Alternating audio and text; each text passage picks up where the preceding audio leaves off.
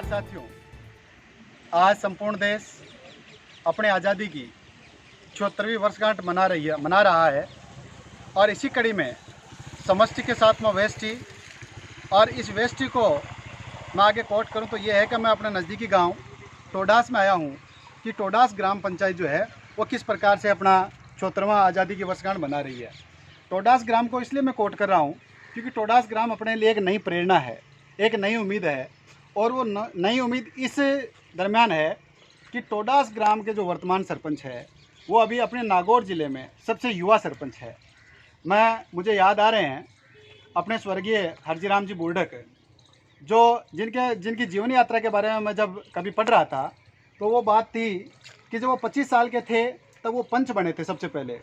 25 साल के बाद 30 साल के जब हुए तो उनको सरपंच बना दिया गया, फिर वो सहकारी समिति के अध्यक्ष बने, फिर विधायक बने और अपने जीवन यात्रा के अंतिम दिनों में वो राजनीति में उस मुकाम पे थे कि किसी भी सरकार में जाते थे या सरकार रूपी नाव को इधर उधर करने का मादा उनमें था।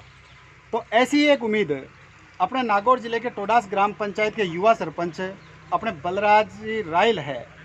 निश्चित रूप से उनसे अपन को एक नई प्रेरणा इसलिए लेनी चाहिए कि राजनीति के रूप में करियर शुरू करने के लिए या राजनीति में करियर जो शुरू करते हैं उनमें जो नई पीढ़ी है उनके प्रति लोग उपेक्षित भाव रखते हैं। जो पुरानी पीढ़ी है वो नए लोगों को आगे आना ही नहीं देना चाहती। मैं तो धन्यवाद करूंगा अपने टोडास ग्राम पंचायत के जागरूक मतदाताओं का, जागरूक नागरिकों का, जिन्होंने इतने कम उम्र के अपने लाडले को टोडास का सरपंच बनाया। तो निश्चित रूप से न केवल टोडास बल्कि संपूर्ण नागौर जिला अपने बलराज जी राइल की तरफ देख रही है कि एक ऐसे युवा को सरपंच बनाने के बाद में किस प्रकार से टोडास की अब संपूर्ण ग्राम पंचायत की रूपरेखा बदलती है। और इसी आज आज़ादी के दिन पर मैं चाहता हूं कि उनकी एक छोटा सा अपना इंटरव्यू उनके साथ में हो जाए। तो मैंने उनसे बहुत निवेदन किया कि साहब आपको थोड़ा टाइम निकालना पड़ेगा, और बार बार निवेदन के बाद में उन्होंने कहा कि ठीक है आप आ जाओ, मैं आपको समय देने के लिए तैयार हूँ। चलिए आज अपन टोडास ग्राम पंचायत के युवा सरपंच बलराज जी राइल से बात करते हैं कि क्या उन्होंने सोचा और क्या उनकी आगे की योजनाएं हैं। चलिए आगे अपन बलराज जी राइल। तो अभी आप देख सकते हो कि मेरे पास में अपने टोडास के युवा सरपंच बलराज जी राइल है। मैं चाहता हूं कि मेरे इस चैनल के माध्यम से बलराज जी अपने रूबरू हो और ये अपने यहाँ तक के राजनीतिक जीवन के बारे में बताएं। बलराज जी सौ पहले तो मैं थाने शुभकामना ये चीज़ की बधाई दे पूछाऊँ कि ते सौ युवा नागौर जिला का सरपंच हो। बहुत बहुत धन्यवाद साहब आपने। एक चीज़ आप बताओ साहब कि जकी उम्र के माए, जैसे मेरे को पता है कि आप BCA है, LLB है, बिल्कुल तो जकी उम्र के माए कंपटीशन की तैयारी करनी चाहिए और लगभग युवा जो है वह कंपटीशन की तैयारी में व्यस्त रहे। तो थाको ये राजनीतिक जीवन की तरफ झुकाव या राजनीतिक क्षेत्र की तरफ झुकाव को काई प्रयोजन हो? देखो सर, ऐसा है कि मेरी राजनीति शुरू हुई थी कुचामण महाविद्यालय से 2013 में। बिल्कुल। वहाँ मैंने छात्र संघ पदाधिकारी का चुनाव लड़ा था, जो कि मैं हार गया था। लेकिन उसी समय से मेरी इच्छा थी कि भाई मैं राजनीति में कुछ करूं, अपने गांव के लिए कुछ करूं, गांव के लोगों के लिए कुछ करूं। और मैं उसी सोच के साथ मैंने चुनाव लड़ा और गाँव वालों ने मुझे बहुत ज़्यादा प्यार दिया और मुझे सरपंच बनाया इस बार। उसके लिए गाँव वालों का बहुत बहुत धन्यवाद। एक साहब मन जठाती याद है, मन जठाती ध्यान है, मैं चुनाव के बाद की बात करूँ, चुनाव के पहले की बात करूँ। जैसे अभी अपने नेवी में कार्यरत बनवारी जी है, मेरे पीछे सुदामा जी है, तो मन 12 महीना पहले को जठाती ध्यान है बैठाती वो है कि थे 12 महीना पहले इसमें सक्रिय है। और सबसे बड़ी बात तो आए कि था के साथ में सौ ज़्यादा टोडास की युवा पीढ़ी था के साथ में। बिल्कुल।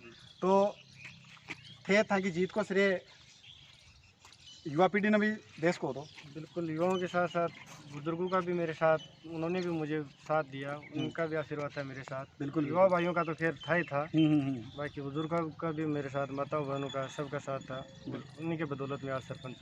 एक साहब आज इस चीज़ के साथ मैं यहाँ बता सकूँ कि जका आदमी के साथ में युवा पीढ़ी जाए ना तो को जो वजन है, जो तराजू को जो वजन है वो ज़्यादा ही हुआ है।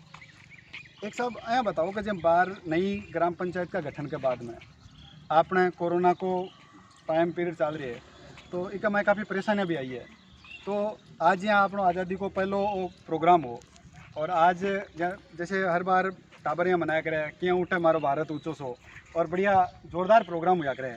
आज वो प्रोग्राम को नहीं उसको तो थे बी के ऊपर कहीं ताकि कहीं प्रतिक्रिया है। देखो साहब, सरकारी नियम है, सरकारी आदेश है कि भाई अपने को 50 लोगों से ज़्यादा होना नहीं। 50 लोगों तक हमने जो प्रोग्राम होते हैं स्कूल में झंडारोहण के, पंचायत में झंडारोहण के, वो तो हमने किए ही हैं। बाकी के जो सांस्कृतिक प्रोग्राम है वो इस बार सरकारी नियमों आदेशों की वजह से और कोरोना महामारी को देखते हुए नहीं रखे गए थे। एक साहब यहाँ बताओ कि जहाँ आज ये उम्र के माए अपन सरपंच बनाया है तो निश्चित रूप से गाँव तो पूरा अपन देख रहे है। थोड़ा सा आपको ये बताना पड़ेगा कि अपने गांव में अभी क्या क्या विकास कार्य अभी आपके कार्यकाल के बाद में, जब से आपका कार्यकाल शुरू हुआ है उसके बाद में गांव में क्या क्या कार्यकाल या गांव में क्या क्या विकास कार्य आपने करवाए हैं? एक तो आप शमशान घाट देख सकते हो। बिल्कुल, शमशान घाट मैं चाहता हूँ कि अपने कैमरामैन जो है वो चारों तरफ शमशान घाट के बारे में बताएँ। यहाँ मैं ये बता सकता हूँ कि पिछले 2 महीने से पहले जब मैं यहाँ इसका विजिट कर रहा था तो पूरी तरह से घास उगी हुई थी। हालांकि पहले बहुत अच्छे मोटिवेटर यहाँ हुए हैं, बहुत अच्छे प्रेरक यहाँ हुए हैं। चारों तरफ 4 दीवारी पहले से थी, मोक्ष द्वार बना हुआ था, इधर मकान, टंकी, उधर टिन शेड की व्यवस्था थी। लेकिन वो कहते हैं ना, ये सारी जो चीज़ें हैं ये बिना किसी देख रेख के बिना अच्छी नहीं लगती। और आप देख सकते हैं इस चौमासा के भादवा के महीने में भी आपको कहीं पर भी हरा घास दिखाई नहीं देगा। और ये निश्चित रूप से ये ग्राम पंचायत का ही मैं मानता हूँ कि इसमें खास रोल रहा है। तो एक तो ये साहब ये आप यहाँ ये आपका शमशान घाट जो है वो उठ रहा है। इसके अलावा अपने रामसर स्कूल में खेल मैदान का कार्य चल रहा है टोडास ग्राम पंचायत में। उसके अलावा अपने गांव में पशु चिकित्सालय का भी कार्य चालू है अभी। अच्छा। बाकी 2 जगह नाडियों में काम नरेगा का चल रहा है। अच्छा। एक ग्रेवल सड़क का काम चल रहा है। ये काम चल रहा है। इस प्रकार से है, मतलब यूँ अपन कह सकते हैं कि कोरोना की वजह से ऐसा कोई काम नहीं है जो ठप हो। नहीं। चाहे ऐसे समय में जब किसी के पास मजदूरी के लिए कोई ऑप्शन नहीं है तो अपने नरेगा का बहुत अच्छे से काम चल रहा होगा। बिल्कुल। अभी नरेगा में लगभग कितने अपने मिस्टॉल के तहत कितने का आदमी अभी कार्यरत है? 450 के लगभग लेबर लगी हुई है अभी पूरे अपने टोडास में 450 जो है वो नरेगा कर्मी अभी अपने आजीविका चलाने के लिए नरेगा में कार्यरत है। बिल्कुल। और पशु चिकित्सालय अभी आपके बाद में ही बनना शुरू हुआ है? अभी चालू है काम। अच्छा। तो ये आप देख सकते हैं कि निश्चित रूप से टोडास जो है वो काफ़ी फ्लोटिंग विलेज है, ये तो सब जानते हैं। और इसका पूरा जिम्मा बलराज जी ने अपने ऊपर लिया है।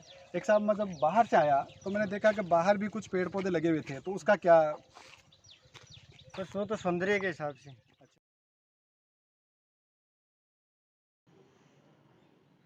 आप देख रहे हैं टोडास के राजकीय खेल स्टेडियम को, जिसका निर्माण कार्य अभी प्रगति पर है। लगभग 30 लाख का बजट इस खेल मैदान के लिए प्रस्तावित है। मैं आपको बता दूं कि ग्राम पंचायत का प्रयास बजट लाना और यहाँ लगाने तक ही सीमित रहता है। इसे और अच्छा बनाना है तो जैसा कि पड़ोसी गांव लालास, अड़कसर की युवा पीढ़ी की तरह इसका भरपूर प्रयोग करें। शारीरिक व्यायाम हो, जॉगिंग हो, रनिंग हो, खेलकूद गतिविधियां हो, वो सारी की सारी चीजें यहीं से संचालित करें। खेलेगा टोडास तभी तो आगे बढ़ेगा टोडास। ये भी एक और इसी तरह का अपन को इस खेल स्टेडियम को आगे बढ़ाना है। आप बनवारी जी राइल है और टोडास के रहवासी भी है, भारतीय नौसेना में आप कार्यरत हैं। मैं चाहता हूं कि मेरे व्यूवर्स को आप शुभकामनाएं इस स्वतंत्रता दिवस की प्रेषित करें। समस्त देशवासियों को मेरी तरफ से स्वतंत्रता दिवस की हार्दिक शुभकामनाएं। एक साहब, जैसे मैं अभी सरपंच साहब से बात कर रहा था, आपके ग्राम ने युवा सरपंच बनाया है, इसके ऊपर आप क्या कहते हैं, क्या विचार रखते हैं? इसके लिए देखो, मैं पूरे ग्रामवासियों को ये कहना चाहता हूँ कि उन्होंने जो इस चुनाव में जिस बंदे को चुना है वो बहुत सही चुनाव किया है। क्योंकि मैं देखो गांव में जब भी आता हूँ तो मेरे को 3-4 महीने बाद आया हूँ, तो इस बार जो चेंज लगा है वो मेरे को पहले कभी नहीं लगा था। तो इसलिए जो युवा सरपंच चुना है, जो सभी युवाओं, सभी ग्रामवासियों ने, तो उनको मैं बहुत बहुत धन्यवाद देना चाहता हूँ। बिल्कुल सही है, हो साहब की बात सही है कि नॉट वर्ड्स बट डीड्स। जो कार्य है वो लंबे चलते हैं, शब्दों का जो चलन है वो थोड़ा ही रह जाता है। निश्चित रूप से मैं तो कहूँगा कि ग्रामवासियों की उम्मीद पर सरपंच साहब लास्ट क्वेश्चन का रूप में थाने की बात पूछा हूँ कि आप युवा सरपंच हैं और मैं चाहूँ कि जैसे मैंने आपसे अभी पीछे जो बातें की थी, जब अपना वीडियो नहीं बन रहा था, तो आपके क्रांतिकारी विचार वास्तव में मैं तो ये खुद कह रहा था कि इस प्रकार के विचारों को इम्प्लीमेंट किया जाना चाहिए और ग्राम स्तर से हर एक युवा को आगे बुलाया जाना चाहिए। मैं चाहूँ साहब कि आपने तो वो काम किया है, हमने तो केवल लोगों का किया हुआ ही बताया है, आप तो उस चीज़ से निकले हैं, गुजरे हैं, तो मैं चाहूँ कि तो युवा के नाम कहीं बात का पहुँचाओ, युवा के नाम कहीं संदेश है आपको? देखो साहब, युवाओं के लिए मरो वो कब है कि देखो भाई, जो भी करना है, जो भी करो जिंदगी में, वो अपने मन की करना। जिस सेक्टर में आपकी इच्छा है उसी सेक्टर में आपको काम करना है। राजनीति में जाने की इच्छा है तो राजनीति में जाओ, गवर्नमेंट जॉब में जाना चाहते हो तो गवर्नमेंट में, लेकिन जो मन में हो हमेशा वही करना और उसमें अपना 100% देने की कोशिश करना, आप ज़रूर कामयाब होंगे। बिल्कुल बिल्कुल, ये बहुत बड़ी बात कही है कि अपनी आत्मा की सुने और आत्मा यदि आपको कहते हैं कि मुझे इस क्षेत्र में जाना है, उसका चुनाव करें और उसमें जी जान लगा दें, इधर उधर कर दें, ज़मीन आसमान एक कर दें। और ये भी तय बात है कि जो आदमी दिल की सुनेगा, दिल से काम करेगा, तो पूरी कायनात आपको वो चीज़ दिलाने की पूरी कोशिश करेगी। इसी के साथ सरपंच साहब, आपने हमारे लिए समय निकाला, आपका बहुत बहुत धन्यवाद।